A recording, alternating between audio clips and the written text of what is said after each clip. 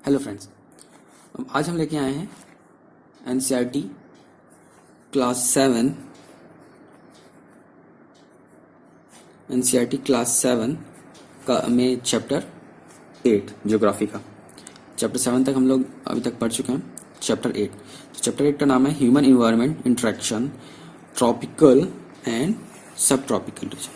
ठीक है, human environment interaction मतलब ह्यूमन इन्वायरमेंट इंटरेक्शन किस किस फॉर्म में, जैसे वहाँ पे लाइफ कैसी है, वहाँ पे फॉरेस्ट कैसे हैं, वहाँ का क्लाइमेट कैसा है, वहाँ के लोग कैसे हैं। ठीक है, इनको हम पढ़ेंगे कि जो ट्रॉपिकल रीजन्स हैं वहाँ पे लाइफ कैसी होती है, वहाँ के लोग कैसे होते हैं। ठीक है, किस तरह के फॉरेस्ट होते हैं, क्लाइमेट कैसा होता है, गर्म ज़्यादा होता है कि ठंडा ज़्यादा होता है, और वहाँ के लोग मतलब जीवन यापन के लिए क्या करते हैं, और एग्रीकल्चर किस तरह के करते हैं। तो ये सब हम पढ़ेंगे इसमें। ठीक है, तो हम सबसे पहले स्टार्ट करते हैं life in the Amazon basin.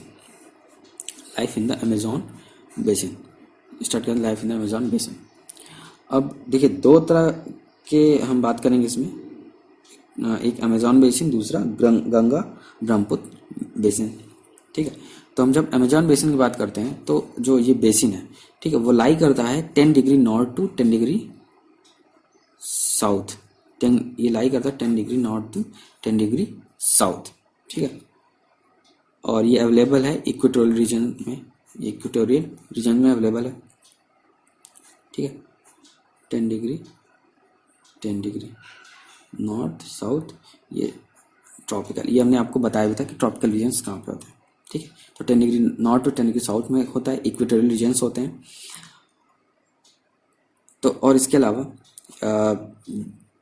आपका जो इसमें पोर्शन आते हैं, ठीक है, वो ब्राज़ील है जो इसके अंदर आता है 10 degree north to 10 degree, Peru है, बोलीविया है, इक्वाडोर है, कोलंबिया है, वेनेजुएला है। ठीक है, ये कंट्रीज इसमें आती हैं। इसका एक टर्म इसमें आता है कि the place where a river flow into the another body of water is called river's mouth. ठीक है, माउथ, माउथ क्या होता है? माउथ मतलब एक जगह का इनलेट या आउटलेट। हमारा मुंह क्या होता है? उससे हम खाना खाते हैं या तो मतलब कुछ पानी थूकते हैं या मुंह से गरारे करते पानी निकालते हैं, मतलब एक तरह से वो इनलेट आउटलेट ही है। ठीक है, तो जो रिवर्स माउथ होता है, ठीक है, रिवर्स माउथ होता है, उसको क्या बोलते हैं? वो जगह कौन सी होती है जहाँ पे जो रिवर बहती हुई किसी और वाटर बॉडी में मिलती है। ठीक है, मान लीजिए ये रिवर है, ये आ रही है, ठीक है, यहाँ कोई और वाटर बॉडी है, तो जब ये मिलेगी इसमें तो यहाँ पे ये एक क्रिएट करेगी, ठीक है, रीजन, तो उसको बोलते हैं माउथ। ठीक है, तो उसको बोलते हैं माउथ। तो इस तरह का वहाँ पे इस तरह की लाइफ हो गई। मतलब ये एक तरह का ब्रीफ डिस्क्रिप्शन है कि वहाँ किस रीजन में होता है, कौन कौन से देश आते हैं। और जब अमेजोन बेसिन में जो बेसिन है वो एक तरह से माउथ ही टाइप में माउथ है वहाँ पे। ठीक है, तो माउथ कैसे बनता है? रिवर फ्लो का अनदर वाटर बॉडी में जब मिलता है, जब वहाँ पे जाता है। ठीक है, यहाँ का क्लाइमेट कैसा है? क्लाइमेट यहाँ का हॉट एंड वेट, बहुत गर्मी पड़ती है और पानी बरसता रहता है, तो हॉट एंड वेट क्लाइमेट है। और दोनों टाइम, मतलब ऐसा नहीं कि दिन में ही हो, दोनों टाइम में hot and wet climate, both the time, day as well as night. अभी जब यहाँ रेन फॉरेस्ट की बात की जाती है, हम रेन फॉरेस्ट की बात करते हैं, मतलब फॉरेस्ट की बात करते हैं, रेन फॉरेस्ट बोल जाते हैं चाहे फॉरेस्ट बोलते हैं, तो यहाँ पे थिक फॉरेस्ट रेंज है। ठीक है, क्योंकि ट्रॉपिकल रेंज में पाया जाता है। ठीक है, तो यहाँ पे थिक फॉरेस्ट रेंज है और यही रेन फॉरेस्ट भी कहलाते हैं। यहाँ के मेन प्लांट जो हैं वो ऑर्चिड है, ब्रोमिलियाड्स है। ठीक है, इसके अलावा पैरासाइट। ठीक है, पैरासाइट क्या है? They store water in their leaves as well as frog used it to lay eggs. जो ब्रोमिलियड्स हैं, ठीक है, ब्रोमिलियड्स क्या हैं? ये जो अपने पत्तियां होती हैं, ठीक है, इसमें पत्तियां होंगी, इसमें अपना वाटर स्टोर कर लेता है। ठीक है, और जरूरत पड़ने पर उसको यूज़ करता है। एज वेल एज जो इन पत्तियों को होती हैं वो उनको, जो फ्रॉग होते हैं वो अपने अंडे, जो उनके एग्स होते हैं, उनको रखने के लिए काम में लाता है। ठीक है, तो रेन फॉरेस्ट में मेनली फॉरेस्ट यहाँ पे है, एक ऑर्चिड है, दूसरा ब्रोमिलियड्स है। ये सब क्या मतलब ब्रोमिलियड्स क्या एक तरह का ये इसके अलावा पैरासाइट्स होते हैं जो दूसरों पे निर्भर होते हैं। अब हम बर्ड की बात करते हैं, अगर बर्ड, ठीक है, तो बर्ड यहाँ पाए जाते हैं टोकन्स और हमिंग बर्ड। हमिंग बर्ड सबसे छोटी चिड़िया होती है, ठीक है, या ये एक विलुप्त प्रजाति में आ गई है। तो यहाँ पे बर्ड कौन सी पाई थी, टोकन्स और हमिंग बर्ड। इसके अलावा और भी हैं एक्सेट्रा, लेकिन ये मेन बर्ड यही पाई जाती है यहाँ पे। एनिमल्स में मंकी, स्लॉथ, एंट ईटिंग टैपायर, ठीक है, एंट ईटिंग टैपायर। तो एनिमल पाए जाते हैं, मंकी पाया जाता है, मंकी तो लगभग हर जगह पाए जाते हैं, टेम्परेचर थोड़ा ठीक होता है। स्लॉथ पाए जाते हैं और एंट ईटिंग टैपायर। और जो एक आप लोगों ने मूवी देखी होगी पिराना, जिससे मछली इंसानों को खा जाती है, नॉनवेज मछली। तो पिराना मछली जो है वो यहीं पे रिवर्स में पाई जाती है, पिराना मछली। पिराना मछली, तो पिराना मछली अगर पूछ लिया जाए पिराना मछली कहाँ पाई जाती तो वो अमेजॉन बेसिन में पाई जाती है, ठीक है, और वो इंसानों को भी खा जाती है। अब नेक्स्ट आते हैं हम लोग पीपल, ठीक है, लोग जो रहते हैं वो किस तरह के लोग रहते हैं, ठीक है। तो जो लोग यहाँ रहते हैं वो man Hunt and fish along the river. River किनारे जो लोग रहते हैं वो मछलियाँ मारते हैं, खा जाते हैं, इस यही उनका काम है।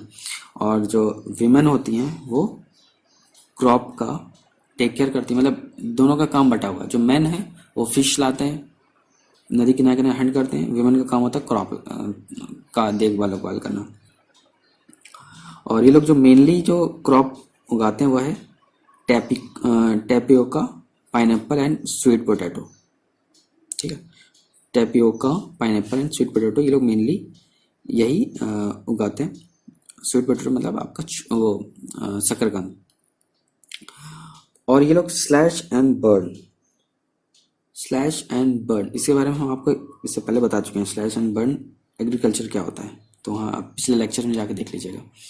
स्लैश एंड बर्न एग्रीकल्चर को लोग फॉलो करते हैं, ठीक है। जो इनका मेन फूड है, स्टेपल फूड है जो खाते हैं ये, मैनियोक है, कसावा, जो एक आलू की तरह देखने में लगता है, जो आलू की तरह एक है, कार्बोहाइड्रेट से भरा हुआ। तो स्टेपल फूड इनका है मैनियोक है, ठीक है। और they eat queen ant and egg sacs as well as जो ग्रास क्रॉप हैं, ठीक है। तो इनकी जो इनको इनकम देते हैं वो है कॉफ़ी, मेज, कोकोआ एक्सेट्रा। तो मेन है कॉफ़ी देती है, कॉफ़ी में काफ़ी इनकम मिलती है इनको, मेज में मिलता है, कोकोआ से मिलता है। अब मेलोका है क्या, ठीक है, मेलोका है क्या, मेलोका steeply slanting roof house form, ठीक है। मेलोका है क्या है, एक मेलोका वर्ड आता है इसमें, ठीक है, कि मेलोका अमेजन बेसिन से किस तरह से रिलेटेड है। तो ये स्लैंटिंग रूफ हाउस है, ठीक है, उनको बोलते हैं मेलोका, ठीक है। और 1970 में ट्रांस अमेजॉन हाईवे बनाया गया था, जो एक्सेसिबिलिटी, जिससे एक्सेसिबिलिटी अमेजॉन बेसिन में बढ़ गई। नहीं, इससे पहले 1970 से पहले वहाँ कोई जाता नहीं था, जा नहीं पाता था, ऐसा इतना घना जंगल और रास्ते थे नहीं, टेढ़े मेढ़े रास्ते। तो 1970 में जब ट्रांस अमेजन हाईवे बना 1970 में, उसके बाद से जो अमेजन बेसिन में लोग आना जाना लोगों का हो सका, लोग आ जा सके, एक्सेसिबिलिटी बढ़ गई। तो इस तरह आपका life in the Amazon basin हो गया। अब नेक्स्ट आते हैं हम लोग life in Ganga Brahmaputra basin, ठीक है, गंगा ब्रह्मपुत्र बेसिन। तो वो 10 डिग्री नॉर्थ में था, 10 degree north to 10 degree south. अब ये लाई करता है 10 degree north to 30 degree north latitude, okay, यहाँ 10 डिग्री नॉर्थ टू ऊपर 30 डिग्री नॉर्थ, सब ट्रॉपिकल रीजन्स।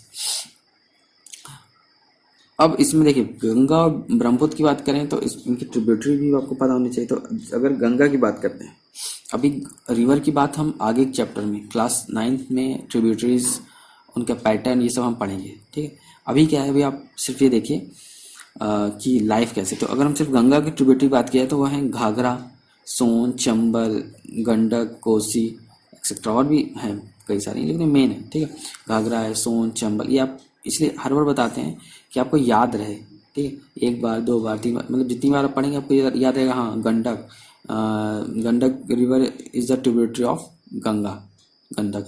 सोन है, चंबल है, गंडक है, Kosi, they are the tributary of Ganga river.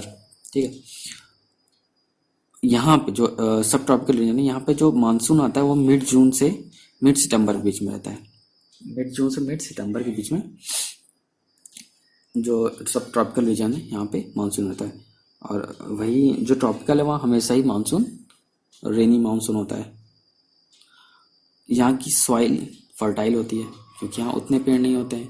यहाँ का मौसम अच्छा होता है, यहाँ हर तरह का मौसम पाया जाता है। यहाँ जो मैक्सिमम मेनली क्रॉप पाई जाती है वो पैडी, पैडी मतलब भाई चावल वाली क्रॉप, चावल से रिलेटेड वाली क्रॉप, तो मेनली क्रॉप है पैडी। लेकिन इसके अलावा यहाँ व्हीट मतलब गेहूँ, मेज, सॉरगम, ग्राम, मिलेट, ठीक है, ये सब भी फसल पाई जाती हैं। लेकिन यहाँ की जो कैश क्रॉप है जिससे ज़्यादा इनकम आती है वो है शुगर केन और जूट। पहले जब ये इतना इंडस्ट्रियलाइजेशन नहीं था तो यही जो शुगर केन मतलब गन्ना और जूट ये एक इनकम के साधन थे, लोग इस पर डिपेंडेंट थे। ठीक है, तो जो कैश क्रॉप थी शुगर केन और जूट है। इसके अलावा जो वेस्ट बंगाल और असम है, ठीक है, वहाँ पे टी मतलब चाय का प्लांटेशन है, चाय की बहुत बड़ी प्लांटेशन होता है, अच्छी चाय मिलती है वहाँ पे। और बिहार और असम यहाँ पे सिल्क अच्छा पाया जाता है।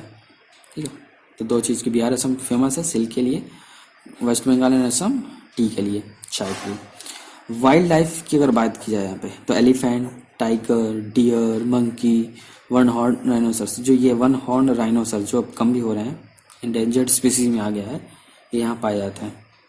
इंडेंजर्ड है इसी वजह से क्योंकि लोग इसका शिकार बहुत करते हैं। इसके अलावा तो वाइल्ड लाइफ जनरली जो पाया जाता है अपना सब ट्रॉपिकल रीजन। इसके अलावा जो डेल्टा एरिया है वहाँ पे बंगाल टाइगर, क्रोकोडाइल, एलिगेटर ये मेनली पाए जाते हैं। मछलियाँ, क्योंकि जो डेल्टा एरिया वो बंगाल के पास में है तो मछलियाँ वहाँ पे लोग, आप सुना होगा मछली उधर काफ़ी खाई जाती है। तो फिश, अगर फिश की बात करते हैं तो रोहू, कटला, हिल्सा ये थोड़ा इम्पोर्टेंट मछलियाँ हैं जो वहाँ पाई जाती हैं।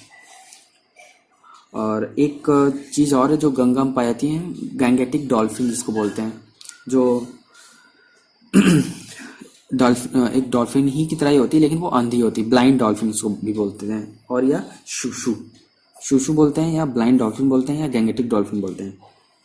ठीक है, और ये अगर जिस रिवर में पाई जाती है, मतलब वैसे गैंगेटिक बोलते हैं तो जनरली गंगा में पाई जाती हैं, तो अगर ये दिख रही हैं किसी रिवर में तो मतलब उस रिवर की हेल्थ अच्छी है, मतलब वहाँ पे पानी में हेल्थ अच्छी हो रही है। ठीक है, तो इस तरह आपका ये chapter 8 human environment interaction tropical and सब ट्रॉपिकल रीजन आपका खत्म हो जाता है। और अब नेक्स्ट चैप्टर लेके आएंगे चैप्टर 9। तो इस चैप्टर में आपको कोई डाउट हो तो आप कमेंट कर सकते हैं। और इसके अलावा कुछ चीज़ें जैसे हमने आपको बताया ट्रॉपिकल सब ट्रॉपिकल के बारे में बताया था, इससे पहले आप इनके बारे में पढ़ लीजिएगा। ट्रॉपिकल सब ट्रॉपिकल जो हमारे पुराने प्रीवियस वीडियो है कि ट्रॉपिकल रीजन्स कहाँ पे होते हैं, सब ट्रॉपिकल क्या होते हैं, ठीक, उनमें हमने ये भी बताया था वहाँ किस तरह का रेन फॉरेस्ट है, तो आप देख लीजिए। तो एक बार उसको पढ़ लेंगे फिर इसको पढ़ेंगे तो आपको आइडिया लग जाएगा कि हाँ यहाँ पे फॉरेस्ट कैसा है, यहाँ का एग्रीकल्चर कैसा है, यहाँ का वाइल्ड लाइफ कैसा है। तो प्रीवियस वीडियो एक बार आप जरूर पढ़िए, जिससे इसमें आपको और आएगा, समझने में मज़ा आएगा। ठीक है, तो सो प्लीज़ आपको पसंद आया तो please like, share, subscribe, comment and never miss press bell icon. Okay, thank you.